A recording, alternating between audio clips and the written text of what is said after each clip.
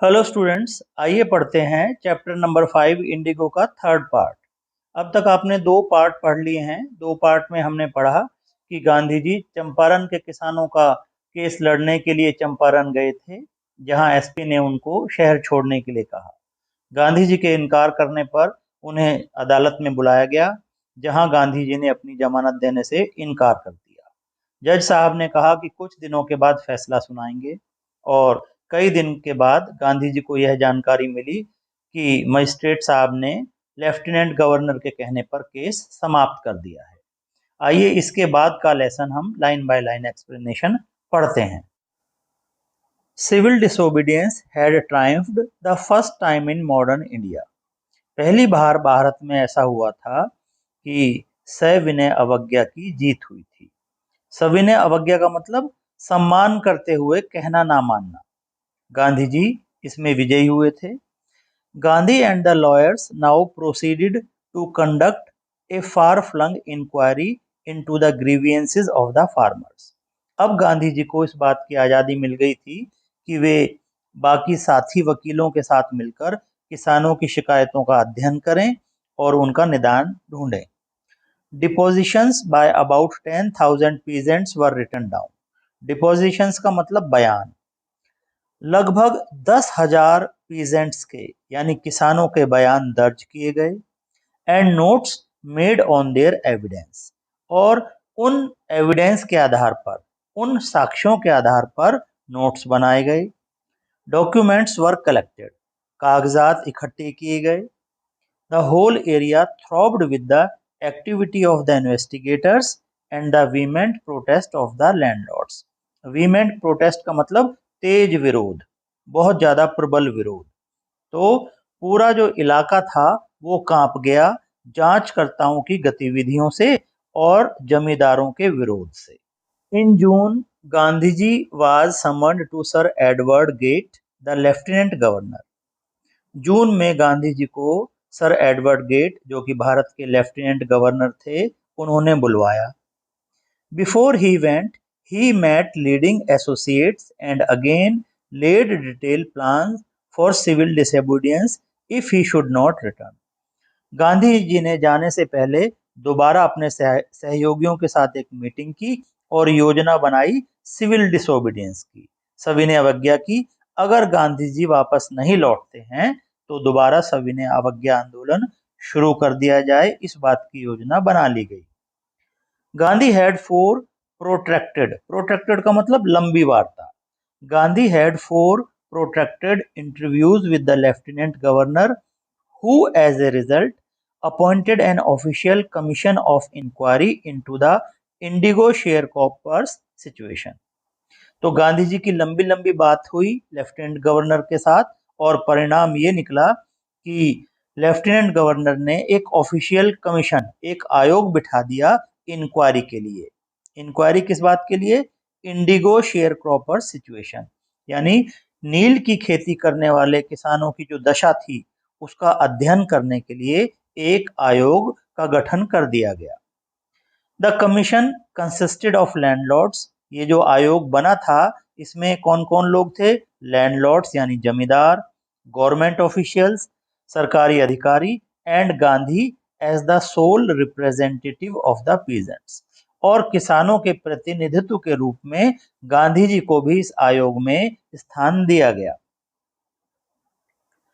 Gandhi ji remained in Champaran for an initial uninterrupted period of 7 months and then again for several shorter visits. Gandhi ji Champaran में शुरू में लगभग 7 महीने तक रहे, और उसके बाद में छोटी छोटी विजिट पर वो कई बार आए। The visit undertaken casually on the entreaty of an unlettered peasant in the expectation that it would last a few days occupied almost a year of Gandhi's life. तो जो एक छोटी सी विजिट थी एक अनलेटर्ड पीजेंट, यानी कि unlettered का मतलब अनपढ़ किसान, एक अनपढ़ किसान के कहने पर एक अनपढ़ किसान की रिक्वेस्ट पर गांधी जी ने जो छोटी सी विजिट की थी यहाँ चंपारण में, उसने गांधी जी के जीवन का लगभग 1 साल पूरा ले लिया। The official inquiry assembled, official जो इंक्वायरी शुरू हुई उसने असेंबल्ड माने इकट्ठा कर लेना, a crushing mountain of evidence against the big planters, and when they saw this they agreed in principle to make refund to the peasants. Inquiry शुरू हुई, और इंक्वायरी जब शुरू हुई तो इस आयोग ने बहुत भारी मात्रा में, क्रशिंग माउंटेन ऑफ एविडेंस का मतलब भारी मात्रा में साक्ष्य इकट्ठे कर लिए अगेंस्ट द बिग प्लांटर्स, इन बड़े जमींदारों के खिलाफ बहुत सारे सबूत इकट्ठे कर लिए। And when they saw this, और जब इन जमींदारों ने देखा कि उनके खिलाफ बहुत सबूत इकट्ठे हो गए हैं, तो they agreed in principle to make refund to the peasants, तो वे किसानों को रिफंड करने के लिए, किसानों को उनका पैसा चुकाने के लिए, सैद्धांतिक तौर पर किसानों को वापस पैसा करने के लिए तैयार हो गए। But how much must we pay, उन्होंने गांधी जी से पूछा, दे आस्क्ड गांधी, कि हमें कितना देना होगा, हमें कितना पैसा देना होगा। They thought he would demand repayment in full of the money which they had illegally and deceitfully extorted from the sharecroppers। extorted का मतलब होता है ऐंठ लेना, deceitfully माने धोखे से, और illegally माने गैर कानूनी ढंग से। उन्होंने ये सोचा था कि गांधी जी पूरा पैसा मांगेंगे जो उन्होंने गैर कानूनी रूप से और धोखे से इन बटाईदारों से ऐंठ लिया था। He asked only 50%, लेकिन गांधी जी ने केवल 50% मांगा। There he seemed adamant, writes Reverend J.Z. Hodge, a British missionary in Champaran who observed the entire episode at close range। तो एक अंग्रेज कमिश्नर आदरणीय J.Z. होज, जिन्होंने इस चंपारण की पूरी घटना को नजदीक से देखा था, उन्होंने लिखा है कि देयर ही सीम्ड एडमेंट, कि यहाँ गांधी जी जिद्दी प्रतीत हुए थोड़े। Thinking probably that he would not give way, the representative of the planters offered to refund to the extent of 25%, and to his amazement Mr. Gandhi took him at his word, thus breaking the deadlock। Mister Hodge आगे बताते हैं कि शायद यह सोचकर कि गांधी जी नहीं मानेंगे, जमींदारों के जो प्रतिनिधि थे उन्होंने ये ऑफर किया कि हम 25% पैसा लौटा देंगे, और उनके जो प्रतिनिधि का आश्चर्य का ठिकाना नहीं रहा जब गांधी जी ने उनकी बात मान ली। गांधी जी उनकी बात मान ली कि ठीक है, आप 25% वापस कर दीजिए, और इस प्रकार breaking the deadlock, Gandhi ji ने गतिरोध तोड़ दिया। यानी कि जो फैसला ये हुआ कि जो बड़े जमींदार हैं वो किसानों को 25% पैसा जो उन्होंने किसानों से लिया हुआ था उसे वापस करेंगे, और गांधी जी ने इस शर्त को तुरंत मान लिया। This settlement was adopted unanimously by the commission। इस समझौते को कमीशन ने, आयोग ने बिना किसी विरोध के स्वीकार कर लिया। Gandhi explained that the amount of the refund was less important than the fact that the landlords had been obliged to surrender part of the money and with it part of their prestige। Gandhi ji की जो सोच थी वो ये थी, गांधी जी ने समझाया कि वापसी की रकम इस बात की तुलना में ज़्यादा महत्वपूर्ण थी कि जमींदार लोग अपने धन का कुछ हिस्सा देने को मजबूर हो गए, और इसके साथ साथ वे अपनी प्रतिष्ठा, जो उनकी इज्जत थी, जो उनकी हैसियत थी, वो भी, उसका भी कुछ हिस्सा देने को मजबूर हो गए, क्योंकि बड़ा आदमी झुक रहा है। बड़े आदमी को मजबूर होना पड़ा इन छोटे किसानों के सामने, उनको चाहे 10% ही दे, चाहे 25% ही दे, लेकिन उसे देना पड़ा। तो ऐसा करने में उनकी प्रतिष्ठा का थोड़ा हानि हुई। Therefore, as far as the peasants were concerned, इसलिए जहां तक किसानों का सवाल था, the planters had behaved as lords above the law. जमींदारों ने उनके साथ ऐसे बड़े आदमियों की तरह व्यवहार किया था मानो वे कानून से ऊपर हों। नाउ द पीजेंट सॉ, अब किसानों ने देख लिया था कि he had rights and defenders, कि उनके भी कुछ अधिकार हैं और उनके भी कुछ डिफेंडर्स हैं, यानी कि उनकी रक्षा करने वाले, उनके भी कोई रक्षक हैं। ही लर्न करेज, अब किसान हिम्मत करना सीख गया था, उसने साहस करना सीख लिया था। इवेंट्स जस्टिफाइड गांधीज पोजीशन, घटनाओं ने गांधी जी की स्थिति को सही सिद्ध किया। Within a few years the British planters abandoned their estates, abandon मतलब त्याग देना, छोड़ देना। कुछ ही सालों में अंग्रेज जमींदारों ने अपनी जागीरें छोड़ दी, विच रेवर्टेड टू द पीजेंट्स, जो कि किसानों को वापस मिल गई। उनकी जो जमीनें किसानों की थी वो वापस मिल गई। इंडिगो शेयर क्रॉपिंग डिसअपियर्ड, नील की खेती, नील की जो बटाई वाली जो खेती थी, बटाईदारी व्यवस्था, वो समाप्त हो गई। Gandhi ji never contented himself with large political और इकोनॉमिक सॉल्यूशंस, गांधी जी बड़े राजनीतिक और आर्थिक समाधानों से कभी भी संतुष्ट नहीं होते थे। And social backwardness in Champaran villages and wanted to do something about it immediately, Gandhi ji ने चंपारण के गांव में कल्चरल और सोशल बैकवर्डनेस, सांस्कृतिक और सामाजिक पिछड़ापन देखा था और वे जल्दी ही इस बारे में कुछ करना चाहते थे। ही अपील्ड फॉर टीचर्स, उन्होंने अध्यापकों से अपील की, और Mahadev Desai and Narhari Parikh, two young man who had just joined Gandhiji as disciples and their wives volunteered for the work, दो शिष्य जो अभी नए नए शिष्य बने थे, महादेव देसाई और नरहरि पारिक, ये अपनी पत्नियों के साथ काम करने के लिए आगे आ गए।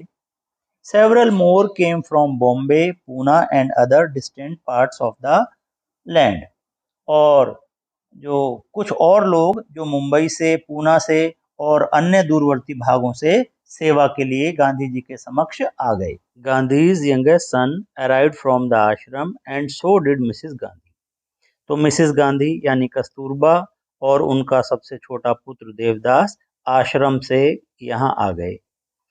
Primary schools were open in 6 villages, 6 गांव में प्राथमिक विद्यालय खोले गए। Kasturbai taught the ashram rules on personal cleanliness and community sanitation, Kasturba Gandhi ने स्वयं व्यक्तिगत स्वच्छता और सामुदायिक स्वच्छता पर आश्रम के नियम सिखाए। हेल्थ कंडीशंस वर मिजरेबल, जो हालात थे स्वास्थ्य के वो बड़े दयनीय थे। Gandhi got a doctor to volunteer his services for 6 months, Gandhi ji ने 6 महीने अपनी इच्छा से काम करने के लिए एक डॉक्टर तैयार कर लिया, जो स्वेच्छा से अपनी सेवाएं देने को तैयार था। 3 मेडिसिन्स वर अवेलेबल, 3 दवाइयां वहां उपलब्ध थी। कैस्टर ऑयल यानी अरंडी का तेल, कुनैन एंड सल्फर ऑयलमेंट, सल्फर यानी गंधक, गंधक का मरहम, कुनैन की गोली और कैस्टर ऑयल यानी अरंडी का तेल, ये 3 दवाइयां उपलब्ध थी। टोड एक कोटेड टंग का मतलब जीभ पर मैल जमा होना। Anybody who showed A coated tongue was given A dose of castor oil, यानी कि जिस किसी भी व्यक्ति की जीभ पर कोई कोटिंग होती थी या मैल जमा हुआ होता था तो उसको अरंडी का तेल दिया जाता था। Anybody with malaria fever received quinine plus castor oil, और जिसे मलेरिया बुखार होता था उसे कुनैन की गोली और अरंडी का तेल दिया जाता था। Anybody with skin eruptions received ointment plus castor oil, और जिस किसी को कोई स्किन इरप्शंस यानी त्वचा का कोई बीमारी होती थी, फोड़ा फुंसी, उन्हें ऑइंटमेंट दिया जाता था यानी मरहम और कैस्टर ऑयल, अरंडी का तेल, ये दोनों चीज उसे दी जाती थी। Gandhi notice the filthy state of women's cloth, Gandhi ji ने जो महिलाएं थी उनके कपड़ों की गंदी हालत देखी। He asked Kasturbai to talk to them about it. और गांधी जी ने कस्तूरबा गांधी से कहा कि वे इस विषय पर, यानी कि महिलाओं के गंदे कपड़ों के विषय पर उनसे बात करें। One woman took Kasturbai into her hut and said, एक महिला कस्तूरबाई को अपने घर यानी अपनी झोपड़ी में ले गई और बोली, look there is no box और कबर्ड हेयर फॉर क्लोथ्स, कि देखो यहाँ कपड़ों के लिए कोई अलमारी या संदूक नहीं है। The sari I am wearing is the only one I have, और जो ये साड़ी मैंने पहन रखी है यही एकमात्र साड़ी मेरे पास है। During his long stay in Champaran, Gandhi kept a long distance on the आश्रम। चंपारण में अपने लंबे समय तक ठहराव के दौरान गांधी जी अपने आश्रम पर दूर से निगाह रखे हुए थे। अलोंग डिस्टेंस वॉच का मतलब दूर दृष्टि, दूर से उन्होंने निगाह रखी हुई थी। He sent regular instructions by mail and asked for financial accounts. वे डाक के द्वारा, वे पत्र व्यवहार के द्वारा निर्देश भेजते थे और धन का लेखा जोखा अपने आश्रम से मांगते रहते थे। Once he wrote to the residents that it was time to fill in the old latrine trenches and dig new ones, otherwise the old one would begin to smell bad. Trench का मतलब होता है, trench माने गड्ढे, जो toilet के गड्ढे बनाए जाते हैं घरों में जहां सीवर सिस्टम नहीं होता, तो वो लैट्रिन ट्रेंच हैं, गड्ढे हैं। तो गांधी जी ने एक बार अपने आश्रम के जो निवासी थे उन्हें लिखा था कि अब समय आ गया है कि ओल्ड लैट्रिन ट्रेंच, पुराने शौचालय के गड्ढों को भर दिया जाए और नए गड्ढे खोदे जाएं, अन्यथा नहीं तो पुराने गड्ढों से बदबू या दुर्गंध आने लगेगी। The Champaran episode was a turning point in Gandhi's life. Champaran का जो ये एपिसोड था, ये गांधी जी के जीवन का एक बहुत बड़ा टर्निंग पॉइंट का मतलब महत्वपूर्ण मोड़ था। तो चंपारण की घटना गांधी जी के जीवन की एक बहुत महत्वपूर्ण घटना थी। What I did he explained, उन्होंने स्पष्ट किया कि व्हाट आई डिड, जो कुछ मैंने किया है, यानी मैंने बहुत साधारण काम किया है। It was a very ordinary thing, यह एक बहुत साधारण काम था। I declared that the British could not order me about in my own country. Gandhi ji बताते हैं कि मैंने यह घोषणा कर दी थी कि ब्रिटिश यानी अंग्रेज लोग मुझे मेरे देश में आदेश नहीं दे सकते। But Champaran did not begin as an act of defiance. लेकिन चंपारण की जो घटना थी वो आज्ञा के उल्लंघन से शुरुआत नहीं हुई थी। चंपारण की घटना की शुरुआत आज्ञा के उल्लंघन के कारण नहीं हुई थी। It grew out of an attempt to alleviate the distress of large number of poor peasants. यह गरीब किसानों की कठिनाइयों को कम करने के प्रयास में उभरी थी। This was the typical Gandhi pattern, यह गांधी जी का विशिष्ट तरीका था। गांधी पैटर्न का मतलब गांधी जी का खास तरीका था। His politics were intertwined with the political day-to-day problem of the millions. उनकी राजनीति करोड़ों लोगों की दैनिक कठिनाइयों से गुथी हुई थी। His was not a loyalty to abstractions. उनकी निष्ठा अमूर्तता से नहीं थी। It was a loyalty to living human beings. यह निष्ठा थी जीवित लोगों से और मनुष्यों से। In everything गांधी did, जो कुछ भी गांधी ने किया, in everything Gandhi did, moreover he tried to mold a new free Indian who could stand on his own feet and thus make India free. इसके अलावा यानी इसके अतिरिक्त जो कुछ भी गांधी ने किया, उनका प्रयास एक नए स्वतंत्र भारतीय को ढालने का था जो अपने पैरों पर खड़ा हो सके और इस तरह भारत को स्वतंत्र करा सके। Early in the Champaran action, Charles Freer Andrews, the English pacifist who had become a devoted follower of the Mahatma, came to bid Gandhi farewell before going on a tour of duty to the Fiji island. Fiji एक दूर देश है जिसकी राजधानी है सुआ। तो एक अंग्रेज थे जिन्होंने अपने आप को समर्पित कर दिया था गांधी जी के प्रति। तो जब वो अपनी ड्यूटी पर जाने के लिए उनको फिजी जाना था ड्यूटी पर, और ड्यूटी पर जाने से पहले वो गांधी जी को गांधी जी से मिलने के लिए आए।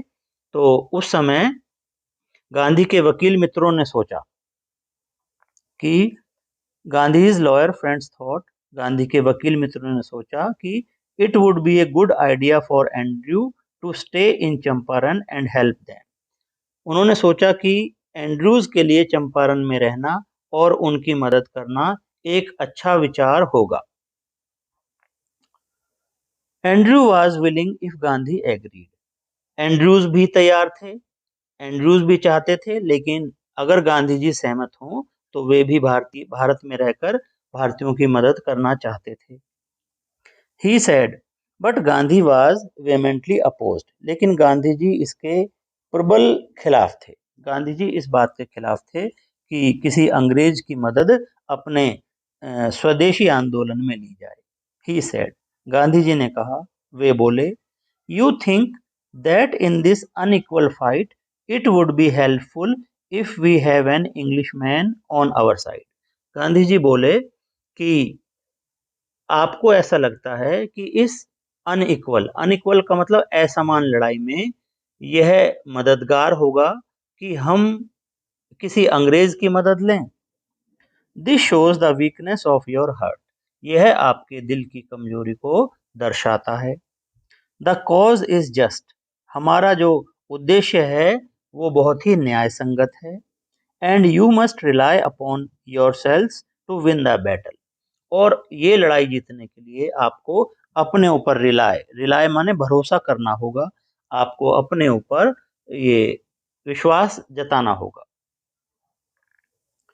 You should not seek a prop in Mr Andrews because he happens to an Englishman. आपको मिस्टर एंड्रयूज पर भरोसा मतलब आपको मिस्टर एंड्रयूज का सहारा नहीं लेना चाहिए क्योंकि वह एक अंग्रेज हैं। He had read our minds correctly, Rajendra Prasad comments. Rajendra Prasad कहते हैं या राजेंद्र प्रसाद जी टिप्पणी करते हैं कि उन्होंने यानी गांधी जी ने, उन्होंने हमारे दिमाग को सही ढंग से पढ़ लिया था। And we had no reply, और हमारे पास कोई जवाब नहीं था।